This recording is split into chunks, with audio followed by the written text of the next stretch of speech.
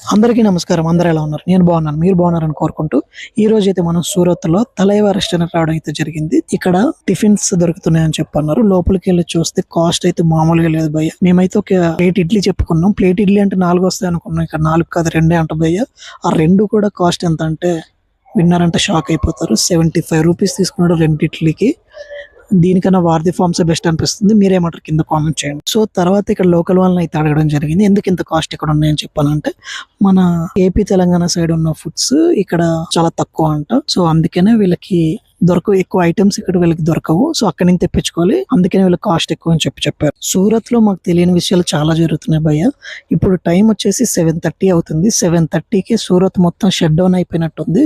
ఇది లాక్డౌన్ కూడా కాదు, అయినా కానీ అందరు చాలా షాప్స్ క్లోజ్ ఉన్నాయి. స్ట్రీట్ లైట్స్ ఆఫ్ చేస్తారు, ట్రాఫిక్ లేదు, ఏమవుతుందో ఏం అర్థం కాలేదు.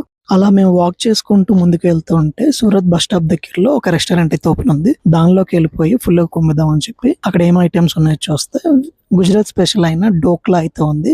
సో డోక్లా ఒకటైతే ఆర్డర్ చేసాము. డోక్లా అంటే శనగపిండితో చేసిన ఒక డిష్ అండి. అది గుజరాత్ వాళ్ళకి చాలా ఫేమస్. సూరత్ లో కానీ గుజరాత్ లో కానీ ఎక్కువ మంది ఇది లైక్ చేస్తారు.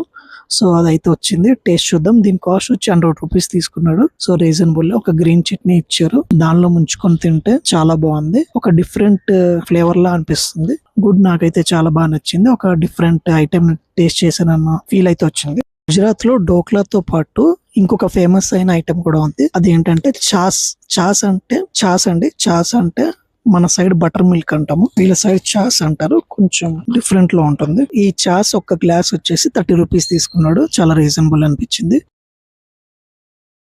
చలో నెక్స్ట్ వీడియోలో మళ్ళీ కలుద్దాం. అంతవరకు సెలవు.